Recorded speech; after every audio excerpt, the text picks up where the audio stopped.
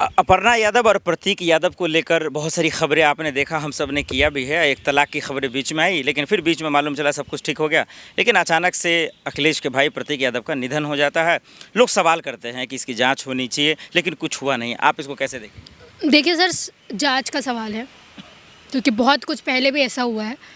और जब आप पॉलिटिकल पार्टी से ऐसे पब्लिक फिगर रहते हैं ना, तो कोई भी चीज़ प्राइवेट आपकी रहती नहीं है ना। आपकी लाइफ में भी बहुत सारी ऐसी चीज़ें होती है कि अगर आप कोई भी चीज़ में इंगेज हैं तो आपके ऊपर सवाल होते हैं हर चीज़ के लिए। तो प्रतीक यादव की मौत में भी सवाल उठना ये जायज़ है क्योंकि वो पॉलिटिकल फिगर हैं, एक है ना, बड़ी राजनीतिक पार्टी से बिलोंग करने वाले आदमी थे और फैमिली उनकी पूरी पॉलिटिक्स में रही हुई है। अभी तक वी डोंट नो क्या प्रॉब्लम है, क्या हुआ, कुछ निकल के बाहर नहीं आया है। पर जांच का सवाल है, अगर कुछ होता है आगे आना चाहिए, बिल्कुल आना चाहिए, क्योंकि ये मुद्दे ठंडे बस्ते में डालने वाले बिल्कुल भी नहीं। पोस्टमार्टम रिपोर्ट में तो इतना आया कि खून का थक्का था और चोटें लगी हुई थी, किचन में वो पड़े थे और अपर्णा के जो भाई हैं यानी प्रतीक के साले, वो लेकर अस्पताल में गए। 2 घंटे की देरी हुई। उसके बाद से लोग जो है सवाल उठाना शुरू कर दिया। अखिलेश यादव ने कहा कि भाई हम इसकी जाँच करवाएंगे, क्योंकि मुझे नहीं लगता कि ये नेचुरल डेथ है, मुझे लगता है ये हत्या है। देखिए, मैं आपको क्या बोल रही हूँ, पॉलिटिक्स में नथिंग इज़ नेचुरल। कोई भी चीज़ नेचुरल नहीं होती। या तो प्री प्लान्ड होता है किसी को करवाना, या तो कोई पर्सनल बायसनेस, पर्सनल रीजंस की वजह से। अभी मैं इतने लोगों के बीच में, कैमरा के बीच में पूरी तरीके से ये नहीं बोल सकती कि सर मौत करवाई ही गई है, क्योंकि प्रॉपर जांच नहीं हुई है। We even don't know. ठीक है, हम लोग किसी एक पॉलिटिकल पार्टी के ने किसी ने कुछ बोल दिया, उसके बोलने के मुताबिक हम लोग सब कुछ नहीं बोल सकते। पोस्टमार्टम हुआ है, अगर ये चीज़ पता चली है कि निशान है तो उसकी जांच आप करवाइए, क्योंकि अगर आप इतने बड़े घर में रहते हैं, सीसीटीवी होंगे, तमाम चीज़ें होंगी, तमाम लोग होंगे, कुछ ना कुछ पता चलेगा। जैसे उसमें जांच बिटती है तो लोगों को पता चली जाएंगी, और निष्पक्ष जांच होगी तो। 3 बातें हैं उसमें। एक तो अपर्णा से नाराज़गी, जो खुद उन्होंने सोशल मीडिया पे आके कहा कि भाई हम तलाक लेना चाहते हैं, मेरे घर को, परिवार को, सबको बर्बाद तबाह करना चाहती है। फिर वो मैनेज होता है। दूसरा, स्वास्थ्य का हवाला। अखिलेश ने खुद कहा कि इसका स्वास्थ्य ठीक नहीं रहता, हालांकि वो जिम ट्रेनर खुद हैं, जिम चलाते भी थे, बिजनेस भी करते थे। 2 बातें। तीसरा, ये जो सबसे बड़ा है कि रंगदारी की उनको खबरें आई, मेल किया गया, 4 करोड़ का फिरौती मांगा गया और उन्होंने FIR दर्ज भी कराया। इन तीनों में से कौन से मसले पर शक किया जाए कि एक मौत की वजह हो सकती है? किसी पे भी नहीं किया जा सकता अभी, क्योंकि कुछ भी हो सकता है। अपर्णा यादव अपनी खुन्नस निकालने के लिए करवा सकती हैं।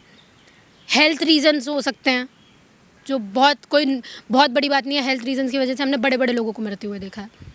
दूसरी चीज़, फिरौती भी हो सकती है कि अगर आपने फिरौती नहीं दी तो आपको मरवा ही दिया जाता है। जब तक उन्होंने ये भी कहा था कि 4 करोड़ दो, नहीं तो पॉस्को एक्ट में तुम्हें फंसा देंगे। तो सर, मैं वही तो बोल रही हूँ, अब अभी किसी एक पर्टिकुलर चीज़ के ऊपर एलिगेशन लगाना, ये ना एक पब्लिक फिगर, मेरे जैसे पब्लिक फिगर के ऊपर वो देता है, ना लोगों के ऊपर, क्योंकि लोगों को अगर नहीं पता है। देखिए, अगर पॉस्को एक्ट की बात हुई है, अगर फिरौती की बात हुई है, तो इसमें तो सबसे पहले जांच होनी चाहिए, क्योंकि इसमें फिर लड़की की बात आ जाती है। पॉस्को एक्ट नाबालिग लड़कियों के ऊपर लग रहा है ना। तो क्या प्रतीक यादव इन सब चीज़ों में जुड़े थे? अगर इस चीज़ का खुलासा होगा तो हो सकता है कि अखिलेश यादव जी ये सोचे कि मेरा घर का कोई इंसान बदनाम ना हो, तो ये सारी चीज़ें छोड़ के मैं एक नेचुरल डेथ ही दिखा देता हूँ। लोग ये भी कह रहे हैं कि जब प्रतीक यादव का निधन हुआ तो अपर्णा जी गायब थी, यानी कि वो असम थी। तो लोग कह रहे हैं भाई राजनीतिक काम से थी, और लोग कह रहे हैं कि भाई पत्नी कहाँ गायब हो गई। ये तो आपको समझना पड़ेगा। पॉलिटिक्स में अगर एक बार आके कोई आदमी ये चीज़ बोल रहा है कि मेरा रिश्ता अच्छा नहीं चल रहा है, तो इसका मतलब नहीं चल रहा है। बाद में आप कितना भी क्लियरिफाई कर दो, ये बात सही है कि अपर्णा और प्रतीक जी के बीच में चीज़ें ठीक नहीं थी। ना वो साथ में रहने चाहते थे, ना उनको ये था कि हम लोग बहुत अच्छे से रह पाएंगे एक साथ में।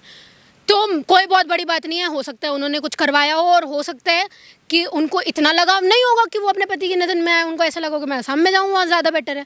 तो कोई भी चीज़ बहुत ज़्यादा इमोशनल होकर सोचने की बिल्कुल भी ज़रूरत नहीं है ना, कि वो क्यों नहीं गई, पत्नी है, यानी पति पत्नी के बीच में पत्नी पत्नी जैसा कुछ था ही नहीं पहले। जब बात पॉलिटिकल सेक्टर्स में आ जाती है सर, तो प्राइवेसी कहीं नहीं होती है। अगर उन दोनों के बीच में प्यार मोहब्बत कुछ था, जो भी था, रिश्ता था, तो अपने तक रख के अपनी चीज़ों को सॉल्व करना चाहिए था। वो ग्लोबली आनी नहीं चाहिए थी चीज़ें। जिस वक्त वो नेशनल मीडिया पे आई हैं, जिस वक्त वो सोशल मीडिया पे आई हैं, उस वक्त ही चीज़ें पब्लिक हो गई हैं, है ना। और हो सकता है अपर्णा यादव को भी डर हो कि मेरी बहुत सारी बातें निकल जाएंगी। अब मैं वही चीज़ पूछना भी चाह रहा हूँ कि क्या अपर्णा जी की ये जिम्मेदारी थी बतौर एक बीजेपी की नेत्री भी और बतौर उनकी पत्नी भी कि सोशल मीडिया पे आके, क्योंकि जब तलाक की खबरें आई तब भी उन्होंने मीडिया से दरकिनार कर लिया, सवाल पूछता रहा, भागती रहे। क्या अभी भी कम से कम बताना चाहिए कि एक्चुअल में क्या हुआ था, कैसे वो गिर गए, कैसे पोस्टमार्टम रिपोर्ट में जो आ रहा है उसका एक्चुअल मतलब क्या निकाला गया? आपको क्या लगता है सर, आके ये बताएंगे कि मैंने देखा है अपनी आंखों से? नहीं ना।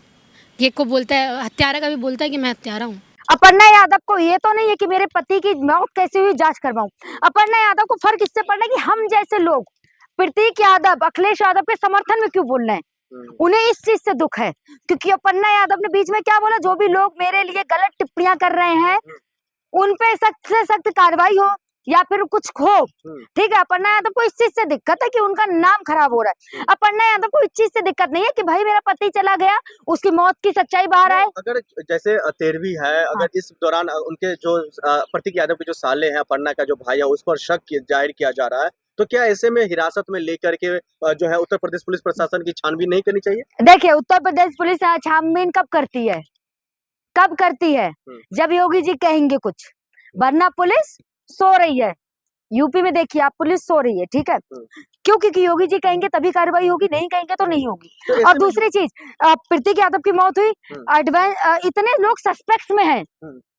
अपर्णा यादव भी सस्पेक्ट्स में है, उनके भाई भी सस्पेक्ट्स में, और जिसने धमकी दी, फिरौती मांगी, वो भी। तो फिर ऐसे में अगर जांच होगी तो सब कार्रवाई नहीं होना, जांच की बातें नहीं निकल करके आना, क्या दर्शाता वाकई में प्रतीक यादव की मौत नहीं बल्कि वो साजिश के शिकार हुए हैं?